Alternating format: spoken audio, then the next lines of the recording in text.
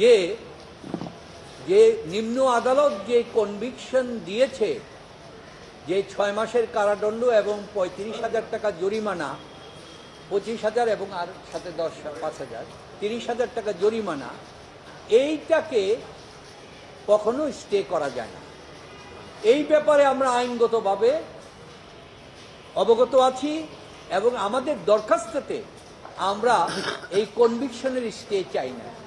আমরা স্টে চেয়েছি যে ইয়েটা দেওয়া হয়েছে, সাজাটা যে দেওয়া হয়েছে, যে সেটার জন্য আমরা সেন্টেন্সটা স্টে চেয়েছি এবং যে নির্দেশনা দেওয়া হয়েছে এটা স্টে চেয়েছি এবং বেল চেয়েছি। তখন কোর্ট বলল যে আমরা সেন্টেন্সটাকে স্টে করতে যাচ্ছি। তখন এই প্রসিকিউশনের লয়ার ইনি বললেন যে না, কনভিকশন স্টে হবে এবং আপনাদের সামনে মিডিয়াও এসে তিনি কয়েক জায়গায় বলেছেন যে কনভিকশন স্টে হবে। ওই কনভিকশনের স্টে কোর্টকে মিসগাইড করে কনভিকশনটার স্টে নিয়ে এসে এরপরেই ওনারা হাইকোর্টে এসে ওনারা বললেন যে অ্যাপিলেট ট্রাইব্যুনাল কনভিকশন স্টে করেছে, এটা অন্যায়, এটা করা যায় না। করে ওনারা এখানে রিভিশন মামলা ফাইল করলেন। ফাইল করে কি করলেন, সেইখানে ডক্টর ইউনূস সাহেব বেইলে থাকা অবস্থায় বললেন উনি বিদেশে যেতে হলে এবং সবাই বিদেশে যেতে হলে কোর্টের কাছ থেকে কোর্টকে জানিয়ে যেতে হবে। অথচ যেই আদালতটা, এটা হচ্ছে সর্বোচ্চ আদালত লেবার আইনে, তার ক্ষমতাকে খর্ব করার অধিকার হাইকোর্টের নাই যতক্ষণ পর্যন্ত ওই আদালত কোনো অন্যায় না করবে। সেইখানে তারা কোনো পিটিশনও দেয় না, দিয়ে বলে না এই ভুলভ্রান্তি হচ্ছে, এটা কারেকশন করে না করলে সে গ্রিপ হবে, তাও করে নাই, সরাসরি হাইকোর্টে পিটিশন দাখিল করবে। তখন আমরা হাইকোর্টে বললাম, হাইকোর্টে উচিত ছিল এই মামলাটা ফেরত দিয়ে বলা যে তুমি নিম্ন আদালতে গিয়ে এটা বলো, সে যদি না করে তাহলে হাইকোর্ট আমরা দেখব, যেটা হাইকোর্ট এবং সুপ্রিম কোর্ট সবসময় করে থাকে। কিন্তু ডক্টর ইউনূসের বেলা এটা হলো না। না হয়ে হাইকোর্ট তখন রুল ইস্যু করলো, বলল অতি তাড়াতাড়ি মামলা নিষ্পত্তি করো এবং ওনার বেইল যেটা আছে ইয়া বলছে দেশের বাইরে যেতে হলে তাকে আদালতে ইনফর্ম করে দিতে হবে। যখন আমরা ইনফর্ম করতে গেলাম, কোর্ট এত ভয় পেল, কোর্ট বললো যে না, হিয়ারিং করতে হবে, হিয়ারিং করে অ্যাপ্লিকেশন দিতে হবে, অ্যাপ্লিকেশন দিয়ে হিয়ারিং এর পরে উনি জাজমেন্ট দে, অর্ডার দে, তারপরে সেই অর্ডার আদালতে দেখানো হয়, সেই দেখানোর পরে তারপরে সেখানে তাকে যাওয়া হয়। এই হলো বিষয়টা। অথচ আপনারা দেখতে পারলেন গত কিছুদিন আগে ডক্টর ইউনূস সাহেবের কাগজপত্র 5 দিন আগে জমা দিতে হয়, তারা পরীক্ষা করে দেখে ওনার আদালতের পারমিশন আছে কিনা। অথচ বেনজির দুর্নীতি দমন কমিশনের অভিযুক্ত আসামি, কিভাবে অভিযুক্ত আসামি 100 কোটি টাকা ব্যাংক থেকে গ্রহণ করে পালিয়ে গেল। তিনি তো নিশ্চয়ই ভিআইপি লাউঞ্জ দিয়ে গিয়েছেন, অথবা এয়ারপোর্টে সিসি ক্যামেরা আছে, সেখানে পুলিশ ইনভেস্টিগেশনের আছে, তারাও জানেন, তাহলে সেভাবে কিভাবে যান। আর ডক্টর ইউনূসকে তাকে দেখাতে হয় কাগজ আদালতের পারমিশন আছে কিনা। যাই হোক, আমরা এটা প্রত্যাহার করার জন্য, কারেকশন করার জন্য আদালতে হাইকোর্টে একটা প্রেয়ার দিলাম। তখন হাইকোর্ট বলল যে এটা রুলের সাথে হিয়ারিং হবে। তখন আমরা রুলের জবাব দিলাম। জবাব দেওয়ার পরে 18-3 তারিখে হিয়ারিং হলো জাজমেন্টের জন্য, না 14-3 তারিখে হিয়ারিং হলো, 18-3 তারিখে জাজমেন্ট দেওয়ার ডেট ঠিক করা হলো। জাজমেন্ট দিলেন না। তারপরে আমরা শুনতে পেলাম দুদক পিছনের দরজায় খেলতে চায়, অর্থাৎ ডক্টর ইউনূস যেন আইনের কনস্টিটিউশনের অধিকার অনুযায়ী হাইকোর্টের রায়ের বিরুদ্ধে যেন আপিল করতে না পারে, এই জন্য গোপনে রায়টা নিতে চায়। আমাদের কলকারখানা অধিদপ্তর যে দিতে চায় যে যেদিন সেখানে ডেট, তার আগের দিন। গত ডেটে আমি পার্সোনালি 27 নম্বর মাননীয় বিচারক সাহেবের সাথে দেখা করলাম। দেখা করে বললাম, আমরা শুনতে পাচ্ছি এই ব্যাপার, আপনি রায় তো দিবেন, কিন্তু আমরা যেন আমাদের আইনগত অধিকারটা ডক্টর ইউনূস যেন প্রয়োগ করতে পারে, তার জন্য একটা পর্যাপ্ত সময় রাখবেন। সেই কথাটা বলার পরে তিনি আমাদের সাথে এগ্রি করলেন। আজকে আগামীকালকে ডেট, কালকে পর্যন্ত আমাদের পক্ষের থেকে খোঁজ নেওয়া হয়েছে, বলছে জাজমেন্ট রেডি হয় নাই। আজকে সকালে কয়েকটি টিভির মাধ্যমে, টেলিফোনের মাধ্যমে জানতে পারলাম যে 50 পাতার রায় হলো, এবং এই রায় হলো এবং বলা হলো দ্রুতগতিতে নিষ্পত্তি করা হোক। আপনাদের কাছে হয়তো কপি আছে। এই আমরা যে 18 তারিখে জমা দিয়েছি নকল, তার ডেটটা হচ্ছে পিসি নাম্বার 5-9-11-11/2024। এইটা যখন দিয়ে বলা হয়েছে আমাদেরকে নকল দেন, আজকে আমরা অ্যাপিলেট ডিভিশনের চেম্বার জোটে যাব, তখন সেকশন বলছে আপনার পিসি খুঁজে পাওয়া যাচ্ছে না, তাই আপনি নকল পাবেন না। তাহলে ডক্টর ইউনূসের মতো লোককে হাইকোর্টে কি হয়েছে এটা দেখার কি তার অধিকার নাই? এটার মধ্যে যদি অন্যায় থাকে তার বিরুদ্ধে কি চ্যালেঞ্জ করার অধিকার তার নাই? কিন্তু এই অধিকার থেকে তিনি বঞ্চিত হচ্ছেন। আজকে 40 বছরের এই আদালতের উকালতির জীবনে এই ধরনের ঘটনা, কোন যুদ্ধ অপরাধী হতে আরম্ভ করে, বঙ্গবন্ধু মার্ডার কেস হতে আরম্ভ করে, জেল হত্যা মামলা হতে আরম্ভ করে, কোথাও তা দেখি নাই। আজকে এই করবে, কালকে গিয়ে বলবেন, ওনারা যা সার্টিফিকেট দিয়ে বলবেন যে মামলার শুনানি করেন, ওনারা এই হলো ব্যাপার, আমাদের এই করা গেল না। অথচ আইনের বিধান হচ্ছে আপনি সেখানে তার বিরুদ্ধে হতে হবে। সবচেয়ে বড় অন্যায় কি হলো, যে তারা নিম্ন আদালতে কোনো আবেদন করে নাই, তাকে রেস্ট্রিকশন করে দিলেন। আপনি বিদেশে যেতে হলে বারে কোর্টে ধর্ণা দিবেন, দিয়ে তার যে ফান্ডামেন্টাল রাইট তাকে ক্ষুণ্ণ করা হলো। বিদেশের সমস্ত সেমিনার, সমস্ত জায়গার ক্ষেত্রে এই জিনিসটা হলো। সুতরাং এইটা বড় অন্যায়। আজকে আইনের কাছে বাংলাদেশে অসহায় হয়ে গেল। সারা বিশ্ববাসী জানবে যে ডক্টর ইউনূসের জন্য বাংলাদেশের আইন ভিন্নভাবে পরিচালিত। তো এই হলো অবস্থা। আজকের রায় হলো, রায়ের কপি আমাদের এখনো দেওয়া হয় নাই। এই যে পিসি আপনাদের মাধ্যমে জানা হলো, সেকশন বলে আমাদের পিসি খুঁজে পায় না, তাই আমাদের রায় দেওয়া হবে না। বললো 5টার পরে আসবেন, যদি খুঁজে পাবেন, ইন দ্য মিনটাইম নাহলে পাবেন না।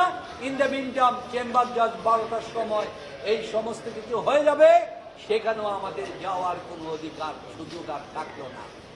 এই যে অবিচার, এই যে অন্যায়, এটা সমস্ত জাতির জন্য দুর্ভাগ্য এবং জুডিশিয়ারির ইতিহাসে একটি কলঙ্কিত অধ্যায় হিসাবে পরিগণিত হবে।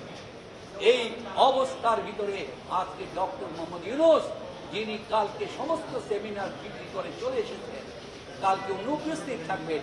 এই হলো ঘটনা, এই হলো সমস্ত জিনিস। আপনারা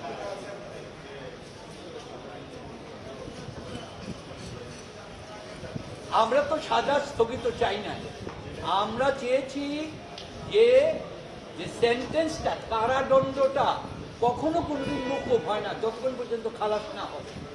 আমাদের অ্যাপ্লিকেশনে চাই নাই, সরকারি লয়ার কোর্টকে বলছে যে না, স্টে হবে, সেখানে নিয়ে ওই প্ররোচনা করে সে হাইকোর্টে এসেছে। হাইকোর্টে এসে এখানে স্টে করেছে, কিন্তু তার কর্তৃপক্ষ তো ওইখানে প্রেয়ার দেওয়া, ওইটা তো হাইয়েস্ট কোর্ট, লেবার কোর্টে, তাকে তো অবমাননা করা যায় না। তাহলে ওই কোর্টের খাতে হ্যান্ডকাপ লাগিয়ে দেওয়া হলো। ওই কোর্ট আজকে ডক্টর ইউনূসের প্রতিদিন তাকে হাজিরা দিতে হচ্ছে, অথচ আপিল আদালতে কোনোদিন আসামির হাজির দেওয়ার বিধান আছে আপনারা জানেন? বিধান নাই, কিন্তু তাকে আগামী দিনও হাজিরা দিতে হবে। দেখুন, আজকে প্রফেসর ইউনূসের আপনার আদেশের বিরুদ্ধে যে সাজা স্থগিত করেছিল, তার বিরুদ্ধে আমরা যে রিভিশন করেছি, গত এপ্রিল মাসে যে রায়টা হয়েছে, তার আজকে রায় প্রকাশিত হয়েছে। আর সেই রায়ের আমরা জাবেদা কপি আজকে বিকেলে নিয়ে কালকে দাখিল করব, কারণ পূর্ববর্তী লেবার অ্যাপিলেট ট্রাইব্যুনালের আদেশ ছিল রায়, হাইকোর্টের রায় পাওয়ার সাপেক্ষে আপিল শুনানি হবে। আমরা হাইকোর্টের রায়টা পেয়েছি। আমরা কালকেই আপিল শুনানির জন্য হাইকোর্টের রায় দাখিল করে চেষ্টা করব যেন কালকেই শুনানি শুরু হয়। এবং হাইকোর্টের রায়ে অর্ডারিং পোর্শনে বলে দিয়েছে এই চেয়ারম্যান লেবার অ্যাপিলেট কোর্টকে অ্যাজ ফার অ্যাজ পসিবল যত তাড়াতাড়ি সম্ভব অন মেরিটে আপিলটা নিষ্পত্তি করার জন্য। এই জাজমেন্টের মধ্যে কথা হলো সাজা কখনো স্থগিত হয় না। যেটা অন্যায়ভাবে লেভেল অ্যাপিলেট ট্রাইব্যুনাল সেখানে সাজা স্থগিত করে দিয়েছে, সেই সাজা কখনো স্থগিত হয় না। আরও অনেক পর্যবেক্ষণ দিয়েছেন যেটা ভবিষ্যতে আমাদের কোনো মামলার ক্ষেত্রে হয়তো বা কাজে লাগবে। তা আমরা মনে করি হাইকোর্টের রায়টা লেভেল অ্যাপিলেট ট্রাইব্যুনালের জন্য binding, article 111 of the constitution, এবং সেই অনুযায়ী সেই ডিরেকশন অনুযায়ী আমরা আশা রাখছি কালকে আপিল শুনানি করতে পারবো। আমরা দীর্ঘদিন অপেক্ষা করেছিলাম, ওনারা চাচ্ছেন যত লেন্থি সময় যায়, যেমন উনি দেখালেন একটা আপনার কোর্ট ফিস, ওনারা কোর্ট ফিস দেখালেন, ওনারা আপিলে যাবেন। আপিলে যাওয়ার জন্য আপনাদেরকে কে প্রতিবন্ধকতা করেছে? যখন রায় হয়েছে তার পরদিনই কিন্তু যাওয়া যায়, কিন্তু ওনারা যাননি। এখনও যেহেতু আপিল এর হাইকোর্টের রায় প্রকাশিত হয়েছে, আপিল শুনানি হবে, ওনারা এটাকে কালক্ষেপণ করার জন্য অসৎ উদ্দেশ্যে ওনারা এখন বলছে যে আমরা আপিল করব। করেন, আমাদের আপত্তি নেই। যেখানেই যাবেন সেখানে আমরা কন্টেস্ট করব, যেখানেই ইউনুস সেখানেই কলকারখানা প্রতিষ্ঠান। আইনি লড়াই কাউকে ছাড় দেওয়া হবে না, সোজা কথা। কাজেই আপনি যত কথাই বলেন, আইনি লড়াই আমরা চালিয়ে যাব, এবং আমরা কালকেই আপিল শুনানির জন্য প্রস্তুতি নিচ্ছি। আমরা শুনানি স্টার্ট করতে পারবো। বিচারক আছে তো, সেই আইনের জটিলতা যদি প্রশ্ন উঠে সেটা আমরা আদালতের কাছে সেটা প্রতিকার চাবো। প্রয়োজনে যদি হয় আমরা আইনি ব্যাখ্যা চাবো।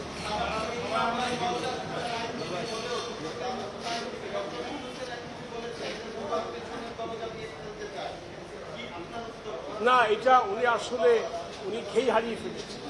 দুদক পিছনের দরজা দিয়ে কিছু হলেই দুদক। আরে ভাই, এটা তো দুদকের মামলা না, এটা কলকারখানা প্রতিষ্ঠানের মামলা। দুদকের মামলা সাক্ষ্যের জন্য দিন হাতে ওনার বিরুদ্ধে অভিযোগ গঠন হয়েছে অর্থ পাচার মামলা।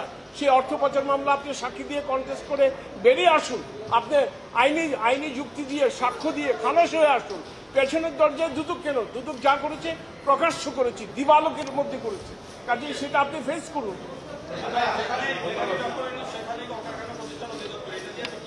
এটা দিয়ে বুঝাতে চাচ্ছি, কলকারখানা প্রতিষ্ঠানের মামলাটি শ্রম আদালতে যখন বিচারাধীন ছিল কালক্ষেপণ করতে চেয়েছিল, কিন্তু পারে নাই। এখন যখন আপিল শুনানির জন্য রেডি হচ্ছে, হাইকোর্টের রায় প্রকাশিত হয়েছে, আবার কালক্ষেপণ আবার উনি এটা কালক্ষেপণ করতে যাচ্ছে। তো উনি যে শ্রমিকদের অধিকার নিয়ে নয় ছয় করছে, আমরা সেই জন্যই বুঝাতে চাচ্ছি আমরা শ্রমিকদের অধিকার রক্ষায় কাজ করি। আইনের প্রতিবন্ধকতা দেখলে, আইনের যদি ব্যত্যয় ঘটে, আমরা সরাসরি আদালতে যাই। সেই জন্য আমরা বললাম যেখানেই ডক্টর ইউনুস সেখানেই কলকারখানা প্রতিষ্ঠান। আমরা প্রত্যেকটা ক্ষেত্রে আইনি লড়াই চালিয়ে যাব।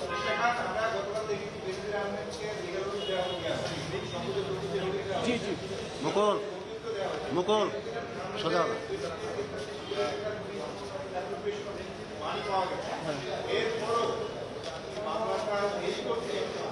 না দেখুন, হ্যাঁ না, মোটেও না, এইটা মোটেও না। কারণ আগে দুদকে ব্যানার্জির আহমেদের বিরুদ্ধে যে অনুসন্ধান চলছিল সেটা প্রায় শেষ পর্যায়ে। সেটার অনুসন্ধান রিপোর্ট দাখিল করলে কমিশন সিদ্ধান্ত নেবে অর্থ পাচার জ্ঞাত এই বৈধতা সম্পদ হয়েছে কিনা। আর যেই মামলাটা কালকে সিদ্ধান্ত নিয়েছে, এটা একটা সেপারেট, একটা পৃথক অনুসন্ধান হবে। ওনার সম্পদ বিবরণী চাওয়া হবে 26 ধারায়। 26 ধারায় ওনাকে নির্দিষ্ট একটা সময় দিবে 21 দিনের মধ্যে সম্পদ বিবরণী দাখিল করার জন্য। যদি দাখিল না করে আরও 15 দিন, উনি যদি আবেদন করে আরও 15 দিন এক্সটেন্ড করতে পারবে। তারপরে যদি সম্পদ বিবরণী জমা দেয়, ওটা যাচাই বাছাই করে দেখা হবে। যদি দেখা যায় সম্পদ বিবরণী ওনার সব সঠিক আছে, তাহলে ইনকোয়ারি ক্লোজ হয়ে যাবে। আর যদি দেখা যায় সম্পদ বিবরণীতে গোপন আছে, তাহলে মামলা হবে। আর যদি সম্পদ বিবরণী নাই দাখিল করে, তখন নন সাবমিশন অফ ওয়েলথ স্টেটমেন্টের মামলা হবে। এটা একটু সেপারেট ইন্ডিপেন্ডেন্ট প্রসিডিং। ওই প্রসিডিংটার সঙ্গে এই প্রসিডিং কোনো মিল। এখন আপনি বিষয়টি এখন অনুসন্ধান পর্যায়ে আছে, কোনো এখনও মামলা মোকদ্দমা হয়নি। কাজেই গ্রেফতারের প্রশ্নটা আসে যখন মামলা হয়। অনুসন্ধান কার্য আমরা পর্যায়ক্রমে যা যা করার সবই করছি। যেমন মতিউরের ট্রাভেল ব্যান দেওয়া হয়েছে, তার স্ত্রীর বিরুদ্ধে ট্রাভেল ব্যান দেওয়া হয়েছে। স্ত্রী আবার ট্রাভেল ব্যান ভ্যাকেটের জন্য মেট্রো সেশন জাজে আবেদন করছেন। মেট্রো সেশন জাজ সেটা আগামী 27 জুলাই দিন ধার্য করেছেন। কাজে প্রত্যেকটা আইনি প্রক্রিয়া একটা একটা ধারাবাহিকভাবে চলতে থাকবে। অনুসন্ধান পর্যায়ে গ্রেফতার করা যায়, তবে সেটা কমিশনের সিদ্ধান্ত লাগবে। হ্যাঁ রাইট, সেটা কমিশনের সিদ্ধান্ত লাগবে। কমিশন সিদ্ধান্ত দিতে হবে অনুসন্ধান বিষয়ে কাউকে গ্রেফতার করবে কি না। আপিল বিভাগের যে রায় 21 BLC আপিল বিভাগ, সেখানে আপিল বিভাগ বলেছে অনুসন্ধান কার্য চলাকালীন সময়ে ক্রেডিবল বিশ্বাসযোগ্য যদি তথ্য পায় ইনভেস্টিগেটিং এজেন্সি অথবা ইনকোয়ারি এজেন্সি, তাহলে কাউকে গ্রেফতার করতে পারবে। তবে সেই পাওয়ারটা আপিল বিভাগ বলেছে খুব কশাসলি এক্সারসাইজ করতে হবে, খুব সাবধানতা সহকারে সেই পাওয়ারটা আপনাকে এক্সারসাইজ করতে হবে। দুদক সব কিছু দেখে শুনে অ্যাপিল ডিভিশনের রায়ের আলোকে আইনবিধি দেখে তার সিদ্ধান্ত নেবে। প্রশ্নই আসে না, এখানে ভয় পাওয়ার কি আছে? একটা ইনকোয়ারি চলছে, ট্রাভেল ব্যান দেওয়া হয়েছে, সম্পদ জব্দ হয়েছে, ভয় পেলে এগুলো করতে পারবে। প্রমাণ যখন আসে এই প্রমাণটাকে অথেন্টিসিটি এটাকে যাচাই বাছাই করতে হয়, কোনটা সঠিক কোনটা বেঠিক। কাজেই ওনার তো একটা ডিফেন্স থাকে, উনিও তো আদালতে যাবে, কাজে আমাকে যাচাই বাছাই করে বিশ্বাসযোগ্য তথ্যের ভিত্তিতে আদালতে যেতে হবে, নাহলে তো আদালতে আমাকে যেটা প্রমাণ করতে হবে। আদালতের আদেশ আছে, ওয়ারেন্ট আছে, ওয়ারেন্ট তামিল করার জন্য আদালত অলরেডি ডাইরেকশন দিয়েছে। পিক অ্যান্ড চুজ বলে দুদকের কিছু নেই, দুদক খুব ট্রান্সপারেন্ট। আপনি যে ভাষায় বলেন, আপনি তো মামুন ভাই ভাষায় কথা বলেন, যা করবে আমরা আপিল শুনানির জন্য প্রস্তুত হয়ে যাচ্ছি।